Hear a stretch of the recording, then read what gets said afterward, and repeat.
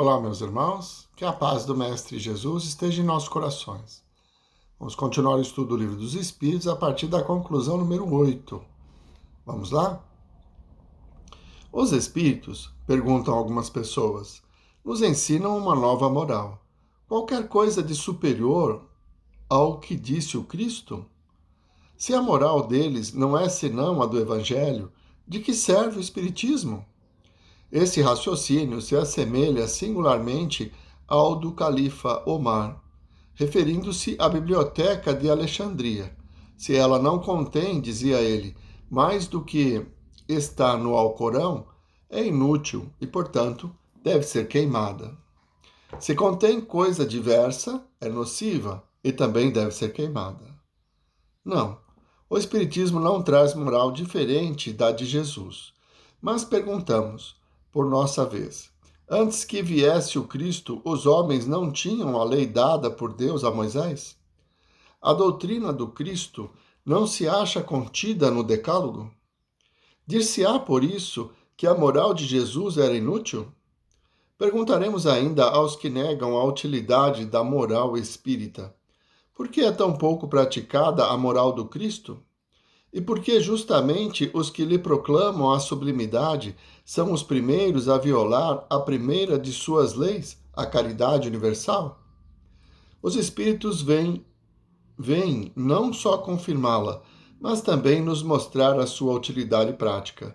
Tornam inteligíveis e patentes verdades que só haviam sido ensinadas sob a forma alegórica, e ao lado da moral, trazem-nos a definição dos mais abstratos problemas da psicologia.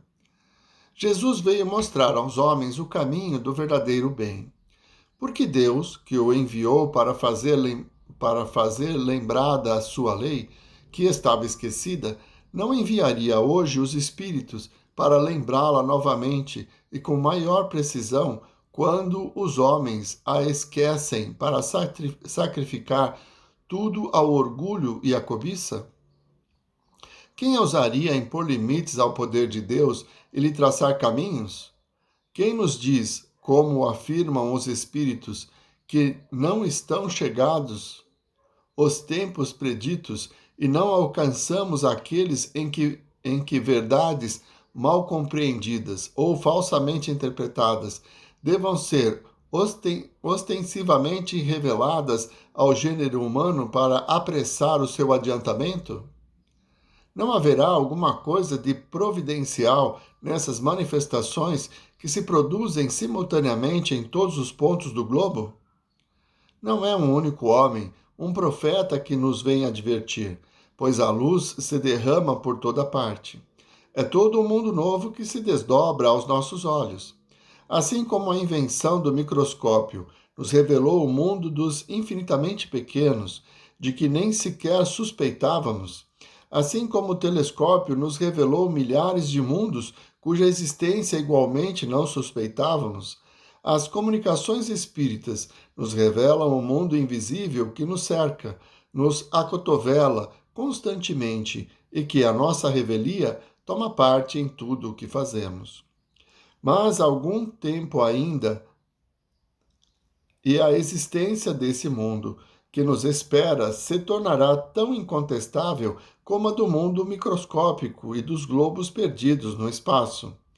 De nada valerá, então, nos terem eles revelado todo um mundo e nos terem iniciado nos mistérios da vida de além-túmulo. É verdade que essas descobertas, se é que lhes podem dar esse nome, não deixam de contrariar certas ideias estabelecidas, mas não é igualmente certo que todas as grandes descobertas científicas também modificaram e até mesmo subverteram as ideias que mais predominavam? E o nosso amor próprio não teve que se curvar diante da evidência? O mesmo acontecerá em relação ao Espiritismo, que em breve gozará do direito de cidadania entre os conhecimentos humanos. As comunicações com os seres de além-túmulo tiveram por resultado fazer-nos compreender a vida futura, fazer-nos vê-la, iniciar-nos no conhecimento das penas e gozos que nos esperam, de acordo com os nossos méritos, e assim encaminhar para o espiritualismo aqueles que no homem só viam a matéria, a máquina organizada. Estávamos cobertos de razão quando dissemos que o espiritismo matou o materialismo por meio dos fatos. Tivesse produzido este único resultado e a ordem social já lhe deveria muita gratidão. Ele, porém, faz mais. Mostra os inevitáveis efeitos do mal e, por conseguinte, a necessidade do bem. O número dos que ele levou a melhores sentimentos, neutralizando as más tendências e desviado do mal, é muito maior do que se pensa e cresce todos os dias. É que para esses o futuro deixou de ser coisa vaga. Já não é simples esperança, mas uma verdade que se compreende e explica quando se veem e ouvem os que partiram lamentar-se ou felicitar-se pelo que fizeram na terra. Quem quer que testemunhe isso é levado a refletir e sente a necessidade de se conhecer, de se julgar e de se emendar. Muito bem. Mais uma vez, Kardec vem sobre as contraditas, né? É muito complicado analisar os efeitos do Espiritismo. Por quê? Para aqueles que defendem o catolicismo ou o protestantismo como a única bandeira, e cada qual defende a sua, que pode falar em nome do Cristo, quando um espírita diz que é cristão, eles contestam. Mas a realidade é que vivenciar o Evangelho a partir da reencarnação, da imortalidade, se torna muito mais simples de compreender. Hoje nós percebemos que o perdão nos liberta e que o ódio nos aprisiona. E que o fato de perdoarmos não muda a vida do outro, muda a nossa vida. Só através da imortalidade é que vamos vencer o orgulho, percebendo que aquele que nos matou um dia foi instrumento para que nós resgatássemos erros do passado. E perdoá-lo não é uma inferioridade ou uma submissão, mas tirar de nós o ódio pelo escândalo que ele provocou na nossa existência e que pode e deve ter nos ajudado a evoluir. Então, a ciência espírita, ela descortina a imortalidade e demonstra a justiça do Pai quando nos fala da reencarnação. Aí é mais fácil compreender porque uma criança nasce sadia e a outra não. Se fossem criados ao mesmo tempo, Deus seria injusto, porque deu saúde a um e não deu ao outro. Mas, como são espíritos milenares reencarnantes, nós compreendemos que aquele que não nasceu com saúde precisa passar por essa experiência. E é uma oportunidade de evolução, longe de ser um castigo, como é apregoado em diversas religiões. Então, o conceito que é trazido no primeiro capítulo do Evangelho segundo o Espiritismo, né? Eu não vim destruir a lei, se aplica aqui.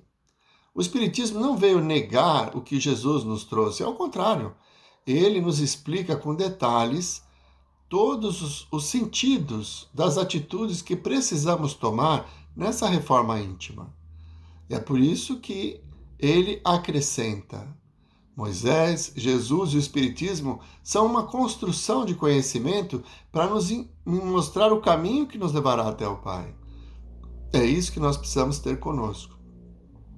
É claro que Kardec, lá no meados do século XIX, quando escreveu esse livro, ele tinha uma expectativa um pouco maior. Infelizmente, a nossa teimosia ainda nos impediu de evoluir rapidamente. Tanto que a doutrina espírita que nasceu na França só vive no Brasil.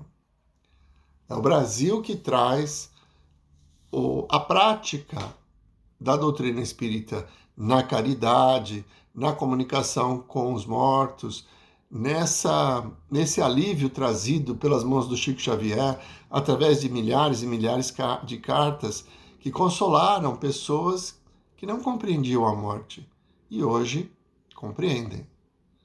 Conhecer esse caminho, que nós temos um futuro apesar da nossa inferioridade, da nossa ignorância, dos erros que já cometemos nessa vida, e que é natural, por sermos ignorantes ainda, nós termos essa confiança de que teremos uma nova chance e que todo o esforço que fazemos hoje vai melhorar a nossa vida de amanhã, tudo isso nos impulsiona a melhorar.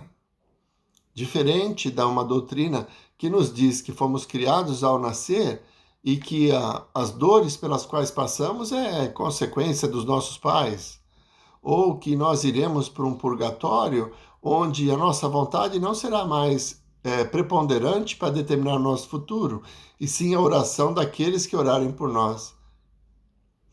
Não fica diferente da fala do Cristo que diz que a cada um de nós será dado segundo as nossas próprias obras?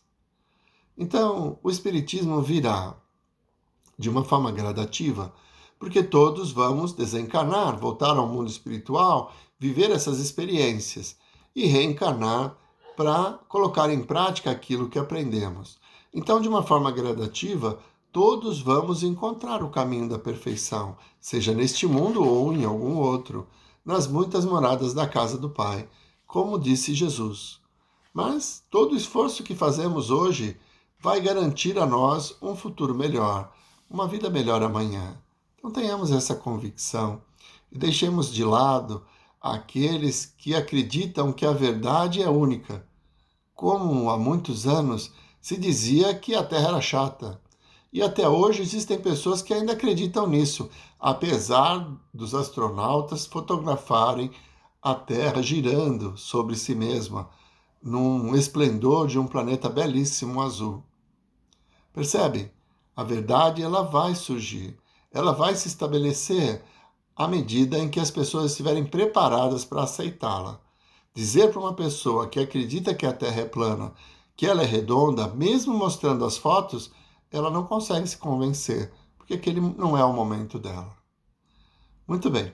Na semana que vem, continuaremos a partir da conclusão número 9. Vamos fazer a prece? Mestre Jesus, nós vos agradecemos, Senhor, por mais esses momentos em que pudemos ter convosco. Mais uma vez, os horizontes se abrem para que reflitamos sobre essa oportunidade de aprendizado que a doutrina espírita nos traz.